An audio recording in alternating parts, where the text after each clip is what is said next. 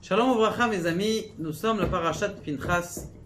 Et dans la parashat Pinchas, il y a plusieurs éléments qui n'ont l'air aucun rapport l'un avec l'autre.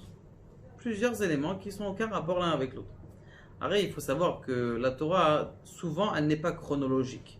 Si elle n'est pas chronologique, on doit savoir pourquoi est-ce que dans la même parasha, il y a trois sujets qui sont en aucun rapport. Pinchas, on parle de quoi? Vous savez tous, de quelqu'un qui a tué quelqu'un qui a fait un inceste. Ok. Deuxième chose qu'on parle dans la paracha, c'est quelqu'un qui a fait un inceste, qui est parti avec une goya, pas un inceste. Pinchas qui a tué, il a tué Cosbi, qui a fait quelqu'un qui a fait une avera. D'accord? Et Zimri et Cosbi, donc il les a tués de façon tragique. Donc ça, c'est la première chose de la paracha. Deuxième chose de la paracha qu'on ressasse, on parle de 5 filles. Noah, Hogla, Tirza, Milka, Betzila. Ces 5 filles sont les filles de Tselophrad. Tselophrad, Rabbi Akiva nous le dit dans Masechet Shabbat, que c'était lui le Mekoshesh Haitzim. C'était lui celui qui a ramassé les branches de bois. Plusieurs explications dans la Gemara. Et quand il a donc il n'a pas eu d'héritage. Et il n'a pas eu de garçon aussi pour hériter. Donc elles sont venues, elles ont dit hey, nous on veut une part à l'héritage. Ok. Ça c'est le deuxième sujet. Troisième sujet, c'est les korbanot. Les korbanot de tous les jours, le korban tamid, le korban de Shabbat, le korban de Rosh Chodesh, le korbanot des fêtes, et a priori encore aucun rapport avec Pinchas. Agav, il y a un petit rapport, c'est que dans Pinchas, il y a le nom de toutes les fêtes. Pinchas, Pesach, P, Yud, Yom Kippourim, Nun, 50 jours de Shavuot, Chet, aidez-moi, Chodesh et Rosh Hashanah, puisque Rosh Hashanah c'est Rosh Chodesh, et sa mère, Sukkot. Donc dans Pinchas, il y a toutes les fêtes. Donc dans ce nom-là, il y a toutes les fêtes. Mais encore, il faut une raison logique. Pourquoi est-ce que dans la parashat Pinchas, on parle d'un héritage, et en plus de ça, on parle de... Alors la réponse, a priori, donc de l'héritage et bien sûr des fêtes.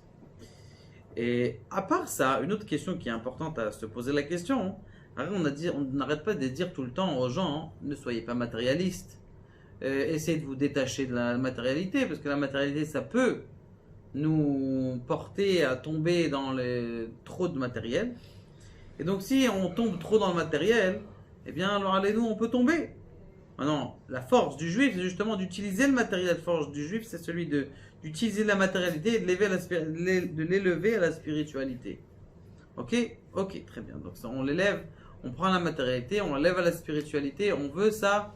D'accord. Maintenant, a priori, la Torah, elle donne une trop grande importance à ce que c'est l'héritage. Pourquoi l'héritage, Binyamin il va prendre cet endroit-là, Yehuda il va prendre cet endroit-là, la terre elle est séparée, qu'est-ce qu'on a besoin de penser à des terres? C'est pas tellement thoraïque a priori ce union d'héritage. Et bien pour répondre à toute cette question, il faut se rappeler de qu'est-ce qui s'est passé lorsque Pinchas, qu'est-ce qui s'est passé lorsque Pinchas, eh bien, il a tué Cosbi et Zimri. Qu'est-ce qui s'est passé? Eh bien, le Harizal nous dit que lorsqu'il a tué, le Zohar aussi nous le dit, que lorsqu'il a tué, il y a les Neshama de Nadav et Avihu qui sont rentrés à l'intérieur de Pinchas. Pinchas s'est transformé en malach. Il y en a un autre dans la Torah qui s'est transformé en malach. C'est qui? Hanoch. Hanoch qui s'est transformé en malach, il avait, je sais pas, quelques 900 ans comme ça, 930 ou 900 ans. Et il s'est transformé en un malach qui s'appelle Matat, plus dans le Ron. Et donc il est devenu un malach, et c'est le malach qui est entre le Olam à Atzilut et le Olam à Bria. Maintenant, ce qui se passe, Sarah Pnim on appelle ça. Et donc maintenant ce qui se passe, c'est que Pinchas, pour devenir immortel, eh bien qu'est-ce qu'il a fait? Il a eu la Neshama de Nadav et Avihu. Maintenant regardez la force.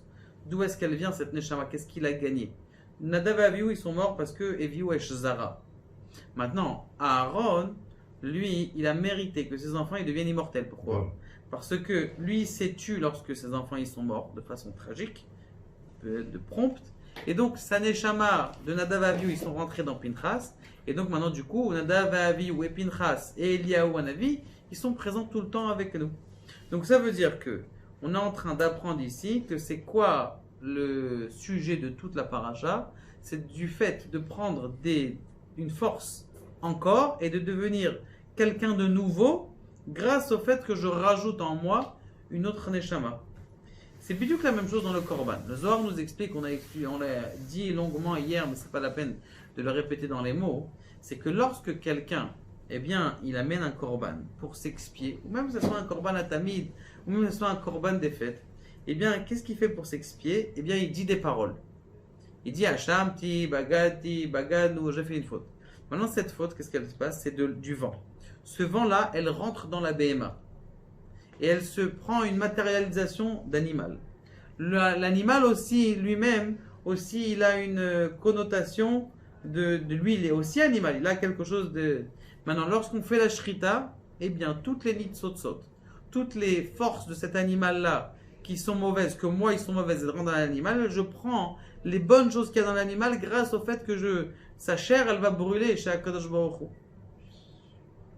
Donc c'est pas paschut quand on fait un korban. Donc maintenant j'utilise l'animal et cet animal justement il fait en sorte que moi aussi je prends ces nitzotot et je m'élève. Bon ça vous le saviez déjà aussi. Maintenant tu vas me dire il me manque un autre sujet. C'est quoi l'autre sujet? C'est le sujet des korbanot. Alors vous allez me dire aujourd'hui il n'y a pas de korban. Une petite histoire rapide. Il était une fois un garçon et qui, nous, il habitait à Bnei Brak, mais il est parti du derrière, il a commencé à faire des avérotes et son père qui pleurait tous les jours, il a investi des millions dans les tzedaka juste pour que son fils il fasse teshuva. Et Baruch Hashem, son fils il a fait teshuva. Et quelques années plus tard, il a demandé, dis-moi, quel shekel de tous ces millions là que j'ai investis, il t'a fait faire teshuva? Il dit, je devais te dire mon père de quoi j'ai fait teshuva. Il y avait une fois un rave, que j'étais entre deux avérotes, entre Tel Aviv et Rogozin. Et entre les deux rues de Havera, eh bien, il y a un rave que j'ai trouvé en plein milieu. Et il m'a pris chaleureusement avec des paroles. Mon cher élève, comment tu es un bon, tu as des bonnes questions à la yeshiva. Et ce qui s'est passé, c'est que c'est là que j'ai commencé à faire teshuva. Et là, ça m'a fait, avec la parole, comme on sait aujourd'hui, pourquoi est-ce qu'on lit le Korban Tamid, on vient de le lire dans le Ta'amei Minagim. Pourquoi est-ce qu'on lit les korbanot? C'est la parole des korbanot, c'est comme un vrai korban. Donc quand quelqu'un dit des beaux mots à quelqu'un, eh bien ça c'est comme un ruach qui sort de la personne, qui rentre dans l'autre personne et qui donne du chizouk à la personne d'en face. Donc ça c'est Pinchas. Et maintenant la même chose, le Harizal il nous dit. Alors, il explique, c'est vadaï de façon beaucoup plus kabbalique, mais à notre niveau, que lorsque quelqu'un il acquiert un terrain, eh bien, ce terrain-là, comment on appelle ça, qui appartenait à quelqu'un, maintenant il hérite, ça monte chez le père. Ça veut dire que quand quelqu'un il niftar, c'est bien et qui n'a pas d'enfant, ils vont chez son père d'abord. Après qu'ils vont chez son père, puisque lui aussi va partir un jour, eh bien il va chez qui? Chez les autres frères. Et il dit là-bas que ces autres frères, quand ils reçoivent le bien de l'autre, comme Boaz, par exemple, je ne sais pas si vous vous rappelez, Boaz, il a pris tous les biens de Machlon Vekilion.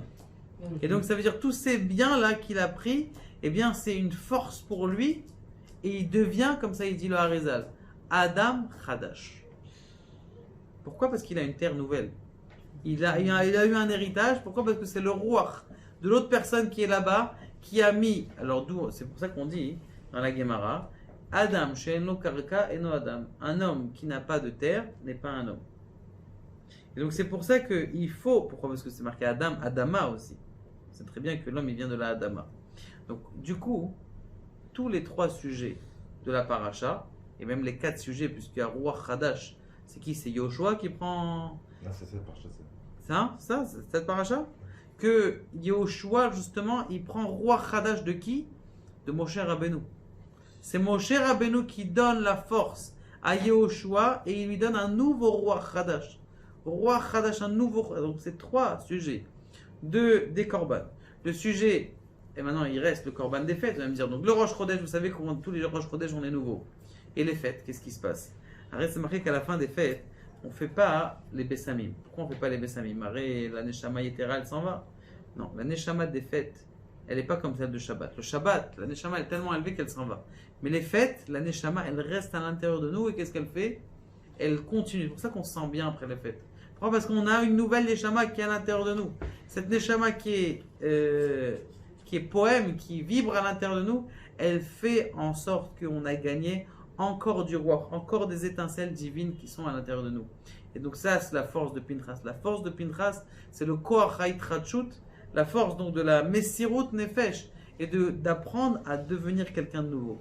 Donc même si quelqu'un il a vécu des choses les pires dans sa vie, n'importe dans quel moment dans sa vie, il peut arriver à une nouveauté, à une rénovation intérieure qu'il peut vivre dans sa vie. Qu'Akadosh Baruch Hu nous aide à arriver à ces madrigotes qui sont très très hauts et très faciles à atteindre. Baruch Adonai, alors là, Amen, amen.